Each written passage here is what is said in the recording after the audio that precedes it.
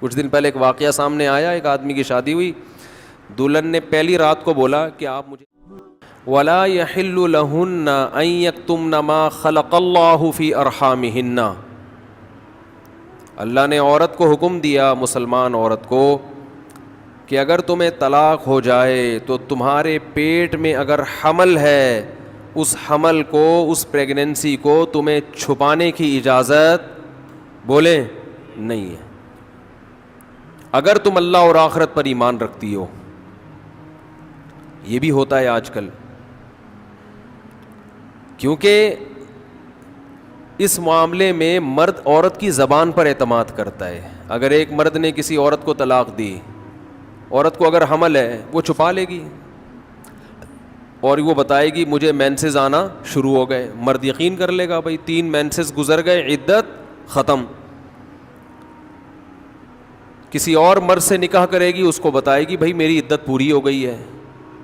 اس بات کا امکان ہے کہ وہ بچہ کسی اور مرد کے کھاتے میں ڈال دے۔ مرد تو نہیں دیکھ رہا کہ واقعی عدت ختم ہوئی ہے، یہ عورت جانتی ہے اور اللہ جانتا ہے۔ تو اس معاملے میں اللہ نے حکم دیا عورت کو کہ وہ خیانت بولے نہیں کرے۔ مردوں کو اللہ نے حکم دیا کہ جب بھی کسی عورت کو تم طلاق دو گے تو اس کا مال چھیننے کی تمہیں اجازت نہیں ہے۔ لا يحل لكم ان تأخذوا مما آتيتموهن شيئا، جو کچھ اس کو دیا ہے نا شادی سے پہلے، ایک دھیلا بھی واپس لینے کی اجازت بولو نہیں ہے۔ آج جہیز بھی جو وہ اپنے گھر سے لائی ہے نا وہ بھی ہتھیا لیتے ہیں، اپنے دیے ہوئے گفٹ تو واپس لیتے ہی ہیں، جو وہ اپنے گھر سے لائی ہے وہ بھی ہتھیا لیتے ہیں۔ یہ سارے قرآن کے احکام ہیں جس کی آج دھجیاں اڑائی جا رہی ہیں، کیونکہ ان احکام کا لوگوں کو علم ہی نہیں ہے۔ لوگ محرم میں کربلا، ربیع الاول میں جو مخصوص بیانات ہوتے ہیں وہ، یعنی سیزن وائز چل رہے ہوتے ہیں ہم لوگ۔ جو پریکٹیکل لائف ہے ہماری، عملی زندگی ہے، جس کے لیے پیغمبر صلی اللہ علیہ وسلم کو بھیجا گیا معاشرے کی اصلاح کے لیے، اللہ کے حقوق سکھانے کے لیے اور ایک دوسرے کے حقوق سکھانے کے لیے، اس پریکٹیکل لائف کی طرف ہماری توجہ نہیں ہے، ہم دوسری چیزوں میں زیادہ لگ گئے ہیں۔ بس وہ جوشیلی تقریریں، لوگوں کو رلانا دھلانا، یہ کام رہ گیا ہے بہت سو کا، سب کا نہیں۔ اہل حق ہر دور میں رہیں گے۔ تو اللہ نے حکم دیا کہ ڈیورس کے بعد آپ کو عورت سے کچھ لینے کی اجازت بولو نہیں ہے۔ ہاں، خلا کی صورت میں مہر واپس لے سکتے ہو۔ خلا یہ ہوتا ہے کہ مطالبہ عورت کی طرف سے ہو طلاق کا، آپ تو نہیں دینا چاہتے، اچھی بھلی زندگی گزر رہی ہے، اسی کو دماغ خراب ہو رہا ہے اس کا، نہیں مجھے نہیں رہنا، تو پھر اس صورت میں مرد اگر ڈیورس دے تو وہ یہ شرط لگا سکتا ہے کہ میرا خرچہ واپس کرو، خام خواہ میں کیوں کرایا خرچہ۔ کچھ دن پہلے ایک واقعہ سامنے آیا، ایک آدمی کی شادی ہوئی، دلہن نے پہلی رات کو بولا کہ آپ مجھے پسند نہیں ہو، میں تو کہیں اور شادی کرنا چاہتی تھی، ابا نے آپ کے متھے باندھ دیا۔ حالانکہ 6 مہینے سے تیاریاں چل رہی ہیں اب کیا گزرے گی اس آدمی کے اوپر؟ تو خیر اس نے تو اٹھا کے پٹخنا ٹھکائی لگانا شروع کر دی، کمبخت ایک میسج کر دیتی کہ میں راضی نہیں ہوں، میرا خرچہ کرا دیا، اب پہلی رات کو بول رہی ہے کہ نئی ٹھکائی لگانی چاہیے تھی، میں نہیں کہہ رہا، لیکن اس نے لگائی ٹھکائی، غلط کیا اس نے۔ تو ایسے موقع پہ بھائی ٹھیک ہے اپنا راستہ لو، میرا خرچہ واپس۔ اب کون رکھے گا ایسی صورت میں؟ چاہتی کہیں اور تھی بھائی تو چاہتی تھی بھی اگر کہیں اور، تو اب بتانے کی کیا ضرورت ہے؟ ہر بات بتائی تھوڑی جاتی ہے، بولو بھائی دل میں بولو چاہتی تو تھی لیکن چلو ہو گئی، اب اسی کو چاہنا شروع کر دیں گے آہستہ آہستہ۔ گدھا بھی اگر آپ پال لینا تھوڑے دنوں میں اس سے بھی محبت ہو جاتی ہے، تو پورا 2 ہاتھ 2 پاؤں کا انسان ہے، تھوڑے دنوں میں اچھا لگنے لگے گا، یہ سوچ کے صبر کر لو۔ پوری رپورٹیں پیش کر رہی ہیں اس کو پوری رپورٹ۔ تو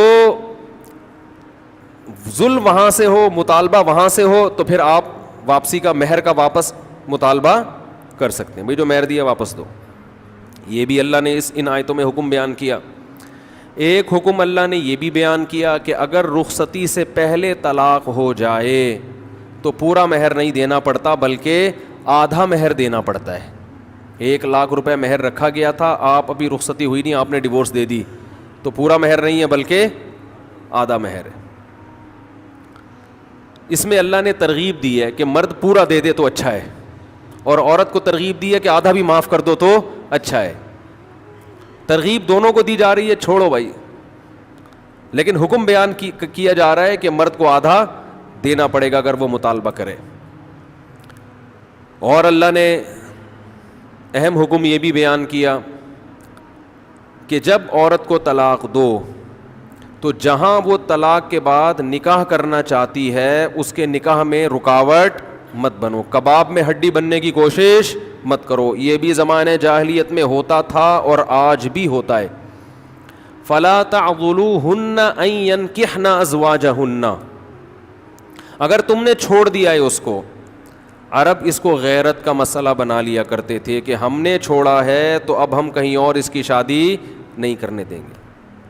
ہمارا معاذ اللہ یوں کہتے تھے تھوکا ہوا مال, جیسے آج بھی لوگ کہتے ہیں ہم نہیں کہیں اس کو نکاح کرنے دیں گے.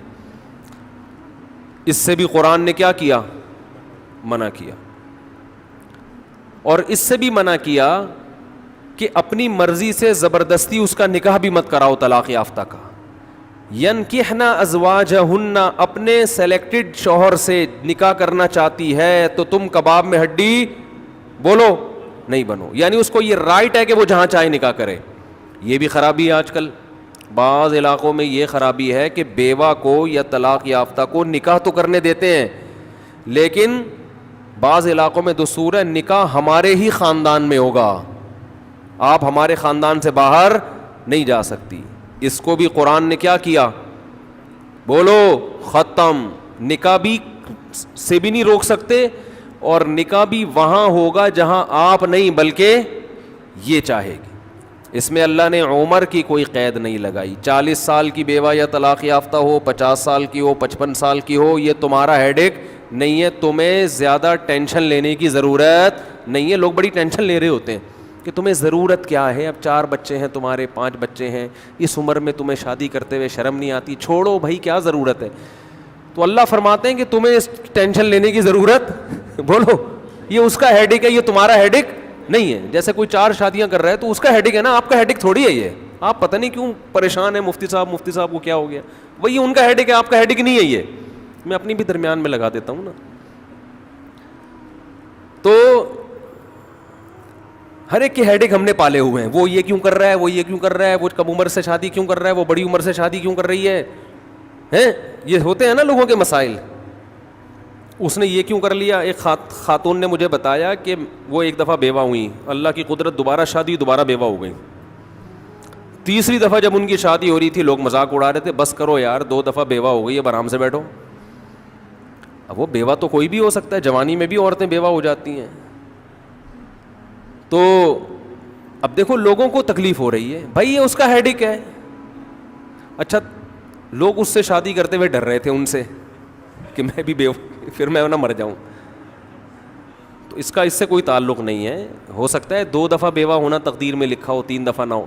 یہاں مجھے وہ چٹکلا یاد آتا ہے, وہ ایک آدمی نے, ابے چھوڑو چٹکلوں کو, ابھی قرآن کو فوکس کرتے ہیں. آخر میں چٹکلے ہونا یہ صحیح ہوتا ہے, درمیان میں ہی آ جائیں تو پھر سارا موضوع چینج ہو جاتا ہے. اتنے اچھے احکام بیان ہو رہے ہیں قرآن کے, آگے اس کو آپ نے لوگوں کو بتانا بھی ہے. تو اللہ نے حکم دیا کہ طلاق کے بعد ایک دھیلا واپس نہیں لینا. خلا کی صورت میں لے سکتے ہو, مگر خلا بھی شوہر کی رضا سے ہوتا ہے, یک طرفہ نہیں ہوتا, یاد رکھیں. دوسرا کام تم نے کیا کرنا ہے, اس کو کہیں اور نکاح سے روکنا نہیں ہے. تیسرا کام یہ کرنا ہے, نکاح بھی وہاں کرنا ہے جہاں وہ چاہتی ہے. تمہاری مرضی نہیں مسلط ہوگی, اس کی مرضی چلے گی. اور اگر پرانے شوہر سے نکاح کرنا چاہے اور 2 طلاقیں ہوئی ہوں تو وہاں بھی کر سکتی ہے, کیونکہ آیت کا ایک شان نزول بھی ہے. ایک صحابی نے اپنی بہن کا نکاح کسی صحابی سے کرایا, تھوڑے دنوں میں طلاق ہو گئی. طلاق ایک تھی, عدت ختم ہوئی, نکاح ختم. اب تھوڑے دنوں کے بعد دوبارہ ان دونوں کا دل چاہنے لگا کہ ہم آپس میں کمپرومائز کر لیں. ہوتا ہے وقتی طور پر اختلافات بہت زیادہ ہوتے آتے ہیں, جب دور رہتے ہیں تو آپس میں میلان ہونے لگتا ہے. لیکن وہ جو صحابی تھے نا جن کی بہن کو طلاق ہوئی تھی، انہوں نے کہا کہ اب میں اپنی بہن کا نکاح دوبارہ اس آدمی سے بولو نہیں کروں گا، اور کہا کہ یا رسول اللہ میں نے ان کی عزت کی، ان کو اپنی بہن نکاح میں دی، انہوں نے لڑائی جھگڑا کر کے طلاق دے کے میرے گھر میں بٹھا دیا اس کو، تو میں کیسے دوبارہ، یہ ایک ذلت محسوس ہوتی ہے نا انسان کو۔ قرآن میں اللہ نے آیتیں نازل کی کہ اگر وہ اپنے شوہر سے نکاح کرنا چاہتی ہے تو درمیان میں رکاوٹ مت بنو، لڑے بھی وہ خود تھے، اب جڑ بھی خود رہے ہیں۔ نہیں آ رہی بات؟ اس کو بھی لوگ غیرت کا مسئلہ بنا لیتے، سسر صاحب بنا لیتے ہیں، میرے داماد نے میری بیٹی کو طلاق دی ہے، میں تو نہیں واپس بھیجوں گا۔ بھائی دنیا میں جو آدمی میں لچک نہیں ہے نا، فلیکسیبلٹی نہیں ہے، لچک نہیں ہے جس میں، وہ کبھی بھی کامیاب نہیں ہو سکتا۔ یاد رکھو یہ جو ہوتا ہے نا میں اصول کا پکا، بھائی اصول کا پکا ہونا تو اچھا ہے، لیکن یہ اصول ہی غلط ہے کہ جو کہہ دیا تو اس پہ قیامت تک قائم رہنا ہے، یہ اصول ہی غلط ہے۔ اصول یہ ہونا چاہیے کہ جب موقع کی مناسبت سے جو بات ٹھیک لگے گی اپنے آپ کو چینج کر لوں گا، یہ اصول ٹھیک ہے، اس اصول پہ پکے رہو، اور یہ نبی سے ہمیں ملتا ہے یہ اصول۔ حدیث میں آتا ہے ایک صحابی نبی کے پاس آئے، مجھے صدقہ چاہیے، یہ چاہیے، وہ چاہیے، آپ نے فرمایا اللہ کی قسم تم پر خرچ نہیں کروں گا میں۔ وہ چلے گئے، آپ نے دوبارہ بلایا، فرمایا ان پہ صدقہ کرو، دے دو۔ وہ پریشان، یا رسول اللہ آپ نے تو قسم اٹھائی تھی کہ میں آپ کو نہیں دوں گا۔ آپ نے فرمایا من رأى علی یمین فرأى غیرہا خیرا منہا فلیکفر عن یمینہ، کہ جو شخص کسی بات پہ قسم اٹھا لے، جائز بات ہو، کوئی اگر حرام پہ قسم اٹھائی وہ تو بچنا لازم ہے نا، کہ میں گناہ نہیں کروں گا، وہ تو ویسے ہی حرام ہے، جائز کام، صدقہ تو جائز ہے نا، بلکہ ثواب ہے۔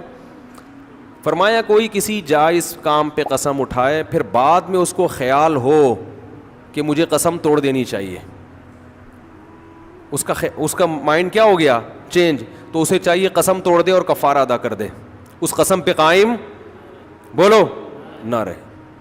قسم پہ جب قائم نہ رہنے کا حکم ہے تو بغیر قسم کے میں نے جو بول دیا بس وہ پتھر پہ لکیر بن گیا، یہ تو پاگل اور گدھے ہونے کی علامت ہے۔ قسم بھی اگر کھا لی ہو تو بھائی اس وقت یہ خیال تھا کہ نہیں دینا، اب زمینی حقائق کہہ رہے ہیں کہ اس کو دینا ہے، تو اب قسم توڑو، کفارہ ادا کرو اور دے دو۔ بات نہیں آ رہی میرا خیال ہے؟ یہ کس کی سیرت ہے؟ نبی کی۔ نبی سے زیادہ کسی کی پکی زبان ہو سکتی ہے؟ لیکن ایسی لچک سکھائی ہے کامیاب بننے کے لیے کہ یہ نہیں کہ جو کہہ دیا تو وہ پتھر پہ لکیر، گراؤنڈ ریئلٹی کے لحاظ سے، ماحول کے چینج ہونے کے لحاظ سے آپ نے اپنا رویہ کیا کرنا ہے؟ چینج کرنا ہے۔ اس وقت آپ کی رائے یہ تھی، اب آپ کی رائے وہ ہے، کیونکہ زمینی حقیقت بھی چینج ہوتی ہے اور انسان کی نالج بھی چینج ہوتی ہے اور انسان کی رائے بھی چینج ہوتی ہے۔ بعض دفعہ نالج چینج نہیں ہوتی، انسان تانے بانے ملا کے ایک رائے قائم کرتا ہے، بعد میں جب اور گہرا سوچتا ہے تو اسے لگتا ہے کہ وہ رائے ٹھیک نہیں تھی، تو وہ اسٹیٹمنٹ اس کا کیا ہو جائے گا؟ چینج۔ کوئی بات نہیں، دن میں 100 دفعہ چینج ہو جائے۔ ناکام وہ ہے جو کہہ دیا تو اڑ گیا، بس کچھ بھی ہو جائے۔ اب دیکھو ایک آدمی آپ کو مستحق نظر نہیں آ رہا تھا، آپ نے کہا اللہ کی قسم تجھے میں صدقہ نہیں دوں گا، تو فراڈی ہے۔ بعد میں پتہ چلا نہیں فراڈی نہیں ہے، آپ کو نہیں، میں نے تو بول دیا تھا میں نہیں دوں گا۔ بھائی اب فراڈی ہونے کی بیس پہ نہیں دے رہے تھے تو اب پتہ چل گیا یہ فراڈی نہیں ہے۔ بعض دفعہ پہلے بھی پتا تھا فراڈی نہیں ہے، اب بھی پتہ ہے نہیں ہے، لیکن پہلے خیال تھا کہ نہیں دینا چاہیے، اب خیال ہے کہ دے دینا چاہیے، تو رائے چینج کر لو۔ بہت مشکل ہے۔ اور گھریلو جھگڑوں میں تو میاں بیوی کی طبیعت میں اگر لچک نہیں ہے نا، 4 دن بھی ان کا رشتہ نہیں چل سکتا۔ یہ تو مجھ سے ابھی لکھوا کے سگنیچر انگوٹھے لگا لو، جیسے سبزی والے نے ٹھپے لگائے تھے انگوٹھے لے کے گھوم رہا ہوں، لیکن آپ انگوٹھے نہیں، آپ مجھے پکڑ لینا، میں کہاں بھاگوں گا۔ وہ جب بھی انگوٹھے کی بات آتی ہے مجھے وہ سبزی والا یاد آتا ہے جس کو میں نے بزنس کے لیے پیسے دیے تھے اور اس نے ایمانداری میں اسٹیمپ پیپر پہ اپنے انگوٹھے لگا کے دیے تھے۔ جب وہ پیسے لے کے بھاگا تو 3 سال میں نے وہ انگوٹھے سنبھال کے رکھے۔ اب لوگ مجھے کہتے ہیں نا وہ فلاں آدمی کو میں اتنے کروڑ روپے دے رہا ہوں تو اتنا ایماندار ہے، میں تو اسٹیمپ پیپر پہ لکھوا رہا ہوں اور انگوٹھے بھی لگوا رہا ہوں۔ میں کہتا ہوں یہ انگوٹھوں کا تذکرہ میرے سامنے مت کیا کرو، انگوٹھوں سے کچھ بھی نہیں ہوتا۔ بندہ اگر 2 نمبر ہے، اسٹیمپ پیپر بکری کو کھلا دینا، کسی کام کا نہیں ہے یہ اسٹیمپ پیپر، عدالت سے بھی نہیں نکلوا سکتے، سمجھتے ہو؟ لکھوایا کرو ضرور لیکن اس سے ہوگا کچھ بھی نہیں، عدالت انگوٹھا دیکھ کے بولے گی بس ٹھیک ہے انگوٹھا، اب انگوٹھے کو پکڑ کے جیل میں ڈال دو، بس انگوٹھے کو دیے تم نے پیسے، بندہ تو پکڑائی میں آئے گا ہی نہیں، آ بھی گیا تو کچھ بھی نہیں کر سکتے. عدالت کہے گی دیے کیوں تھے. تو پیسہ دینے سے پہلے 100 دفعہ سوچا کریں. خیر، تو کیا بات چل رہی تھی؟ ابے انگوٹھے کی بات کہاں سے آئی؟ ہاں، لچک پیدا کرنا میاں بیوی کا رشتہ تو ایسا ہے کہ اگر آپ کا ہے نا کہ جو میں نے کہہ دیا بس وہ کیا ہے، آرڈر از آرڈر. تو بھائی اس کا مطلب آپ میدان جنگ میں کھڑے ہوئے ہیں، دشمن کی فوجیں آپ کے سامنے ہیں، اور آپ ایک فوج کی کمانڈ کر رہے ہیں کہ گولی چلانے کا آرڈر دیا تو کیا کرنا ہے؟ یہ گھر ہے، یہ میدان جنگ بولو نہیں ہے. یہاں آپ کا اسٹائل یہ ہونا چاہیے، آپ نے بیوی کو آرڈر دیا، گراؤنڈ ریئلٹی یہ کہہ رہی ہے کہ بھائی میرا روب اس پر بیٹھا ہوا ہے اور وہ پکوڑے بنا بنا کے خود ہی کھا رہی ہے، آپ کو ایک لقمہ بھی نہیں کھانے دے رہی. آپ غصے میں آئے، آپ نے کہا بیگم مزید پکوڑا اگر کھایا نا تو گراؤنڈ ریئلٹی کہہ رہی ہے کہ اس دھمکی سے یہ پکوڑے کھانا چھوڑ دے گی نا. لیکن آگے اس کا ایٹیٹیوڈ آپ نے دیکھا، اس نے کہا تو کیا کر لے گا، فوراً وہ کرچھلی اٹھائی، تو کیا کر لے گا، فوراً لچک پیدا کرو. بولو تو صبر کروں گا اور کیا کروں گا. یہ کامیاب، یہ گھر کیا کیسے چلے گا، یہ رشتہ جوڑا رہے گا.